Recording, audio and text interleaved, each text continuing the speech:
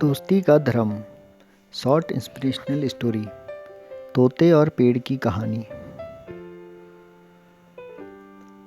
एक बार एक शिकारी शिकार करने के लिए जंगल में पहुंचा। उसने अपने तीर पर बहुत ही खतरनाक जहर लगाया और शिकारी को निशाना बना करके उसने तीर को छोड़ा, लेकिन उसका तीर चूक गया। वह सीधा एक पेड़ पर जा लगा। वह पेड़ बहुत ही हरा भरा और बहुत सारे तोते उस पेड़ पर रहते थे। जैसे ही वह जहरीला तीर उस पेड़ पर जाकर लगा, वह पेड़ धीरे धीरे सूखने लगा और उस पेड़ पर जो भी तोते रहते थे वह एक एक करके उस पेड़ को छोड़कर जाने लगे। उस बड़े पेड़ के कोठर में एक बहुत ही बूढ़ा तोता रहता था, जो बहुत ही धर्मात्मा और अच्छे मन का था। सभी तोते उस पेड़ को छोड़कर जाने लगे थे, लेकिन वह बूढ़ा तोता जाता था, दाना लेकर के आता और फिर उसी कोठर में आ करके बैठ जाता था, परंतु उस पेड़ को छोड़ने को तैयार नहीं था।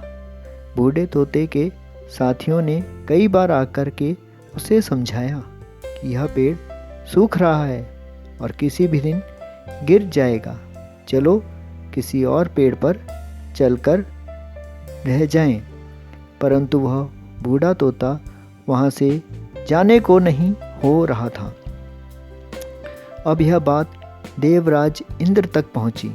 उन्हें बताया गया कि एक तोता है, वह जिस पेड़ पर रहता है उस पेड़ पर एक जहरीला तीर लगने के कारण सूखने, गिरने और ख़त्म होने के कगार पर आ पहुंचा है, और एक बूढ़ा तोता अभी भी वहीं पर रह रहा है।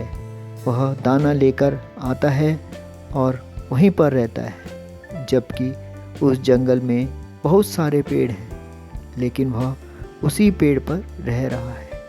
देवराज इंद्र प्रकट हुए और उस बूढ़े तोते से कहने लगे कि आप बहुत धर्मात्मा हैं, बहुत ही अच्छे मन के हैं, लेकिन आप इस पेड़ को छोड़कर किसी और पेड़ पर चले जाइए, क्योंकि यह पेड़ कुछ ही दिनों में गिर जाएगा।